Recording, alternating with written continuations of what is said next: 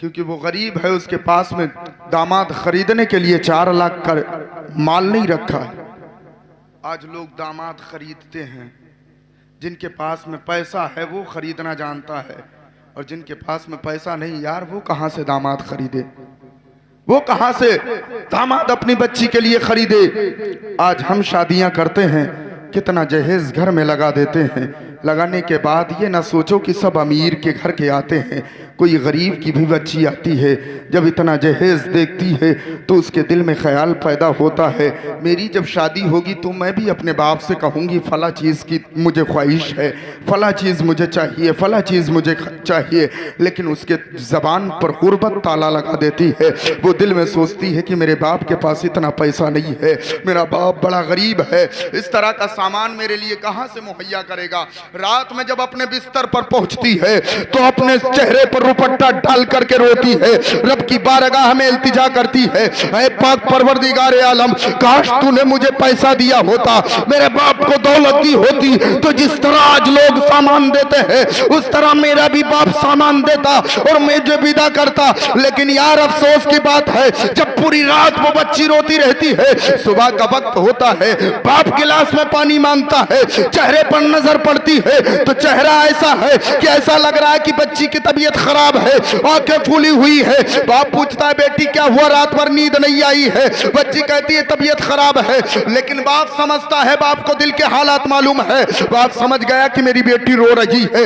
रास्ते से पता किया कि आखिर वजह क्या है मेरी बेटी के रोने की, तो पता ये चला कि एक घर में शादी थी, उस शादी में गई थी, जहेज को देख करके रोना रोती रही। अब बाप रिक्शा चलाता है, रिक्शा चला करके अपनी बेटी के लिए, उस जहेज के लिए पैसा पैदा करता है, पैसा कमाता है कि या अल्लाह एक वो दिन मेरे लिए आए जिस दिन मैं अपनी बच्ची को जहेज के साथ में अपने घर से विदा कर दूं। यही गरीब बच्ची जब शादी करके जाती है, लेकिन हालात ऐसे हैं, अमीर जादों के हालात ऐसे हैं, जब ये गरीब की बच्ची घर में पहुंचती है हालात बरअक्स होते चले जाते हैं। लोग अपनी बच्चियों को रानी बना करके बिठाते हैं, सारे काम इससे लिए जाते हैं, अब दिन भर ये काम करती है, रात भर काम करना है, अब इससे कोई हाल पूछने वाला नहीं है, कोई इससे ये पूछने वाला नहीं है कि तूने खाना खाया या नहीं खाया है, इसके दर्द का कोई पूछने वाला नहीं है।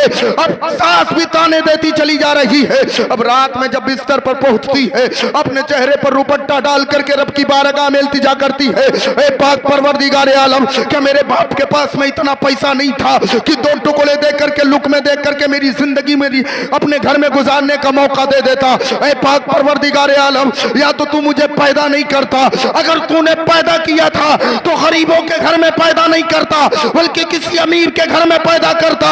ऐ पाक परवरदिगार आलम, तूने मुझे क्यों पैदा किया? कभी ये सोच करके अपने दिल को आहे भरती है, ऐ मेरे बाप तुमने मेरी शादी ऐसे जालिमों के घर में क्यों की है जो मुझे हर वक्त हरामन कहते हैं, जो मुझे गुर्बत का ताना देते हैं। यार जब रात में शोहर आता है, यही गरीब की बच्ची पैर पकड़ करके कहती है, ऐ मेरे सरताज अपनी वालिदा से कह दो अगर मेरी कोई गलती हुआ करे तो मुझे थप्पड़ मार लिया करे, मेरे खाने बंद कर दिया करे, लेकिन मुझे गुर्बत का ताना ना दिया करे, मेरे बाप को गरीबी का ताना ना दिया करे। अरे तुम्हारी माँ को क्या मालूम है कि किस तरह मेरे बाप ने मेरी परवरिश की है। जब मैं पैदा हुई थी तो मेरे बाप ने सारे शौक खत्म कर दिए थे, मेरे बाप ने कई मर्तबा टूटी हुई चप्पल को टकवा करके पहना था, मेरे बाप ने यही कहा था जिस दिन मैं अपनी बच्ची का सही और सालिम तरीके से विवाह कर दूंगा उस दिन मैं दुनिया का सबसे बड़ा रईस बन जाऊंगा, दुनिया का सबसे बड़ा रईस बन जाऊंगा। अब बता तो सही, जब इस तरह घर में बैठ करके गरीब की बच्चियां है करेंगी तो हमारे घर में कहां से बरकत पैदा होगी, कहां से रहमतें पैदा होंगी? अगर फितने नहीं होंगे तो क्या होंगे? अगर तेरा मेरा अकीदा यह है कि तू सलाम पढ़े तो मुस्तफा सुनते हैं, तू सुभान अल्लाह कहे तो मुस्तफा सुनते हैं, तो यह भी अकीदा रख ले जब किसी गरीब की बच्ची घर में रोती है तो मेरे मुस्तफा को खबर होती है, मेरे मुस्तफा फरमाते होंगे ये बच्ची जिसके लिए मैंने फरमाया था फातिमा तुम बुधा तुम मिन्नी कि फातिमा मेरे जिगर का टुकड़ा है, लेकिन आज लोग इसे पैर की जूती बनाए पड़े हैं। ऐ मेरे मिल्लत के नौजवानों, अल्लाह की पनाह मांगा करो, तौबा करा करो और आज ये हद करके जाओ सबसे पहले जा करके घर में बेटी को मनाएंगे, अगर बेटी मान गई तो मदीने वाला राजी। सुभान अल्लाह, सुभान अल्लाह, नारे तकबीर, नारे रिसालत, मसलक आला हजरत जश्न ईद मिलादुन नबी नारे तकबीर नारे रिसालत। यार कम से कम अल्लाह से पनाह मांगा करो, गरीबों के बारे में सोचो, गरीबों को इस तरह मरने पर मजबूर ना करो। मेरे आका अलैहिस्सलातु वस्सलाम ने भी अपनी बेटी फातिमा ज़हरा का निकाह फरमाया। हम ही आज नहीं निकाह करते, मेरे नबी ने भी निकाह किया, लेकिन क्या इस तरह निकाह किया जिस तरह हम करते हैं? क्या इस तरह हमने किया? आज हम दूसरों का दिल तोड़ते हैं। मेरे नबी ने क्या फरमाया है उसको सुने। मेराज की रात से जब मेरे नबी वापस आए, एक दिन दरियाए रहमत जोश में था। हजरत आयशा सिद्दीक़ा रज़ी अल्लाह ताला अन्हा के ज़ानुए पर मेरे नबी का सर मुबारक था।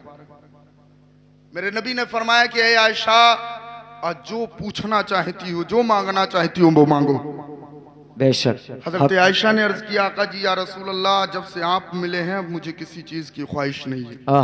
क्या कहने, बहुत मेरे नबी ने फरमाया कि आयशा जो मांगना है मांगो, आज मैं देने के लिए तैयार हूँ। हजरत आयशा ने अर्ज किया, आका जी या रसूल अल्लाह, अगर इजाजत हो तो मैं अपने बाप अबू बकर से मशवरा करके आऊं। मेरे नबी ने फरमाया कि जाओ। हजरत अबू बकर की बारगाह में गई, अरीजा पेश किया, बाबा आज नबी का फरमान है कि जो मांगना चाहती हो मांग लो, मैं क्या मांगू? मेरे नबी ने कि सहाबी थे, समझते थे, कहा कि बेटी जाओ मुस्तफ़ा से ये पूछना कि आप मेराज के लिए गए थे और मेराज की रात आपने अल्लाह से मुलाकात की थी। आपके और अल्लाह रब्बुल इज्जत के दरमियान जो बातें हुई थी उनमें से कोई एक बात बता दीजिए। जब हज़रत सैयदा आयशा सिद्दीक़ा रज़ी अल्लाह ताला अन्हा चली तो हज़रत अबू बकर ने कहा, बेटी जो भी जवाब मिले फौरन आके मुझे बताना। पहुंची, नबी के बारगाह में अर्ज किया, आका जी या रसूल अल्लाह, आप अल्लाह से मुलाकात करने के लिए गए थे, अल्लाह और आपके दरमियान जो राज़ो नियाज की बातें उनमें से कोई एक बात बताएं। मेरे नबी ने फरमाया कि आयशा, अल्लाह रब्बुल इज़्ज़त का मैंने दीदार किया और उससे मैंने गुफ्तगू की। उन राज़ो नियाज की बातों में से तुम्हें एक बात बताता हूँ। अल्लाह रब्बुल इज़्ज़त ने फरमाया कि जो किसी का टूटा हुआ दिल जोड़ देगा, अल्लाह उसे बेहिसाबो किताब जन्नत में दाखिल कर देगा। बेशक हक। इतना सुना, हजरत आयशा ने दौड़ करके अबू बकर की बारगाह में आई, अर्ज की, बाबा नबी ने यूं फरमाया है कि जिसने किसी का टूटा हुआ दिल जोड़ दिया, अल्लाह उसे बगैर हिसाबो किताब के जन्नत में दाखिल फरमाएगा। इतना सुना, हजरत अबू बकर की चश्मान बरसने लगी, रोने लगे। हजरत आयशा ने अर्ज की, अब्बा जान आप क्यों रो रहे हैं? मैं तो इतनी अच्छी बात लेकर के आई हूँ। हजरत अबू बकर ने कहा, बेटी तुम तो एक सिर्फ नुक्ता देख रही हो, एक पहलू देख रही हो, इसका दूसरा पहलू पलट करके देखो। अगर किसी का टूटा हुआ दिल जोड़ दिया तो अल्लाह बगैर हिसाबो किताब के जन्नत के अंदर दाखिल कर देगा, लेकिन अगर किसी का दिल तोड़ दिया तो अल्लाह रब्बुल इज़्ज़त बिला हिसाबो किताब के जन्नत के अंदर नहीं बल्कि जहन्नम के अंदर दाखिल कर देगा। अब साहिब हम अपने आप को देखें कि हम कितनों का दिल तोड़ते हैं, कितनों के पेट पर लाठियां मार करके हम उनके घरों से जहेज लेकर के आते हैं, कितनों की जानों पर चल करके हम जहेज लेकर के आते हैं, कितने गरीबों का हक खा करके हम बैठते हैं, लेकिन हमें डकार तक नहीं आती है। मेरे आका अलैहिस्सलातु वस्सलाम ने तो यूं फरमाया है कि तुम किसी का दिल न तोड़ा करो, सबके जोड़ने की बात किया करो। और आज हम अपने भाइयों का दिल तोड़ते हैं। आज हालात ऐसे हैं, अगर भाई के घर में शादी हो तो दूसरा भाई बैठने के लिए तैयार नहीं है, या तो उसे बुलाने के लिए तैयार नहीं है, सब खा करके तेरे दरवाजे से चले जाते हैं। अगर कोई नहीं आया है तो वो तेरा अपना भाई होता है, जो तेरे दरवाजे पर नहीं आया है,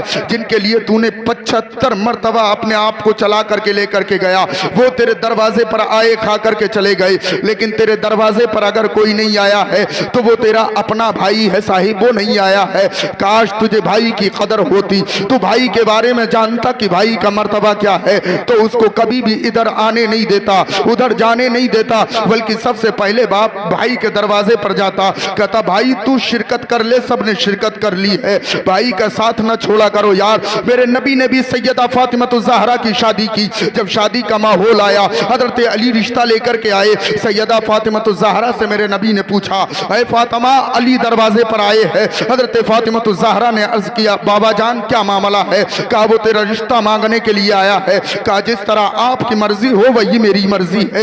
मेरे नबी ने पूछा था हजरत सैयदा फातिमा ज़हरा से, जब उनका रिश्ता तय किया था, और आज हम बेटियों से पूछते नहीं है, उनका रिश्ता तय कर देते हैं, ये हम उन पर जुल्म करते हैं। उनके पास भी हक है, उनको पूछा जाए ताकि उन्हें भी पता चले कि जो उनके होने वाले शोहर है, उनका जो होने वाला हस्बैंड है, जो खाविंद है, उसके हालात कैसे है, उसके रहन सहन कैसे है, हर एक चीज से वाकिफ होना चाहिए यार। कम से कम गौर व फिक्र किया करो, नबी की सीरत सीखो, आका से मोहब्बत कर लो। जब नबी से मोहब्बत हो जाएगी तो दुनिया की तमाम रसूमात यही रह जाएंगे और नबी की सीरत पर अमल करते जाओगे। ऐ मेरे मिल्लत के नौजवानों, आखिरी बात कहकर के गुजर रहा हूँ। मेरे नबी ने सैयदा फातिमा ज़हरा को रुखसत किया। रुखसती के वक्त में मेरे नबी ने फरमाया था, ऐ फातिमा मेरे अली से कोई ऐसा सवाल नहीं करना जो उसकी इस्तात में ना हो, बेशक जो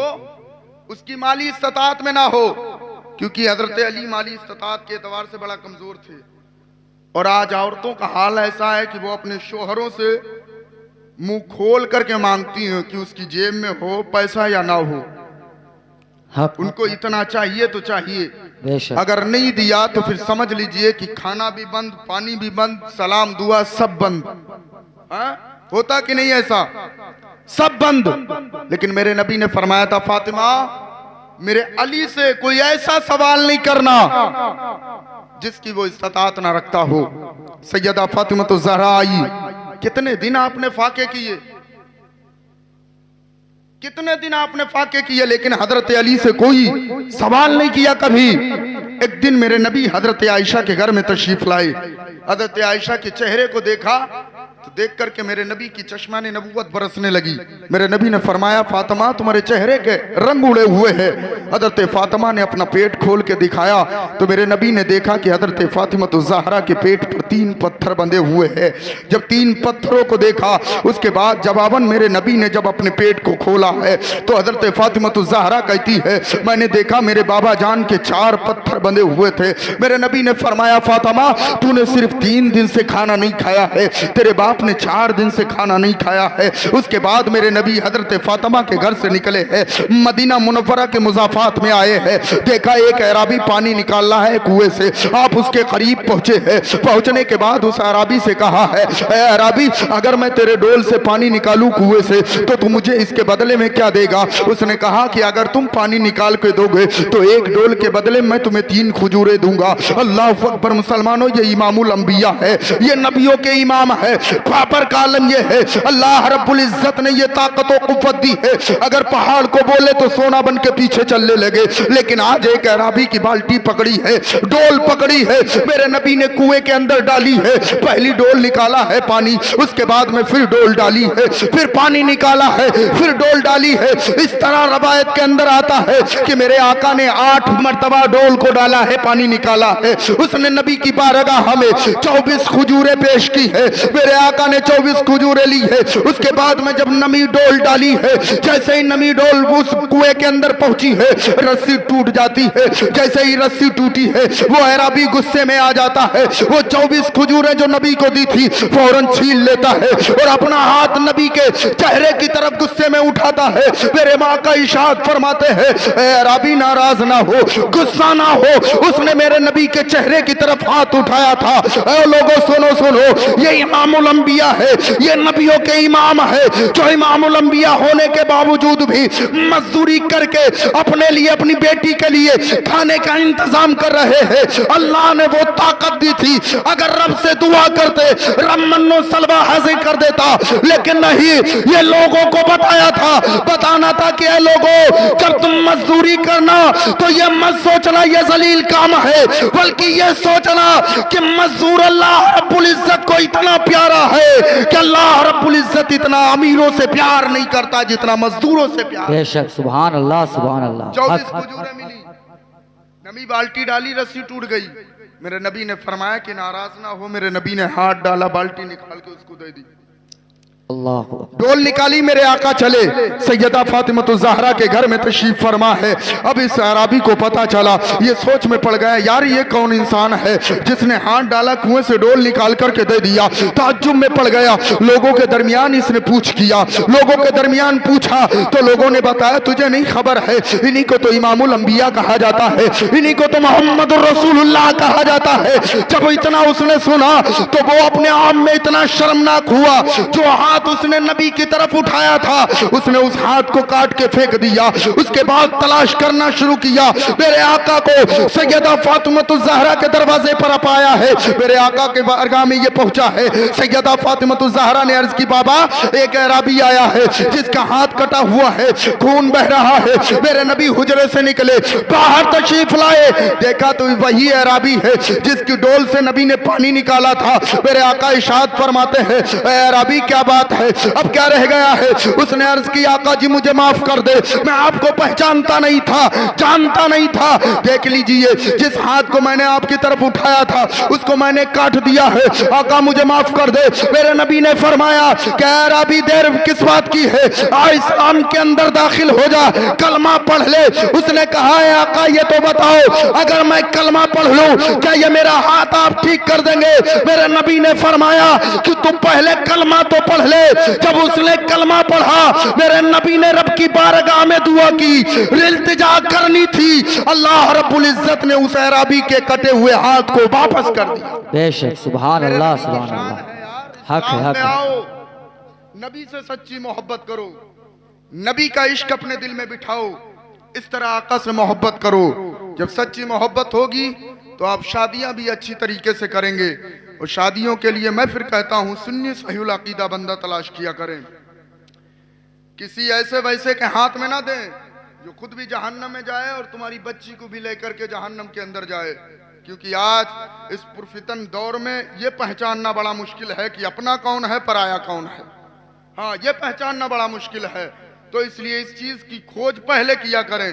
खुद ना कर पाए तो किसी आलिम को लेकर के जाएं, उससे पूछें कि बताएं कि यह अपना है या पराया है।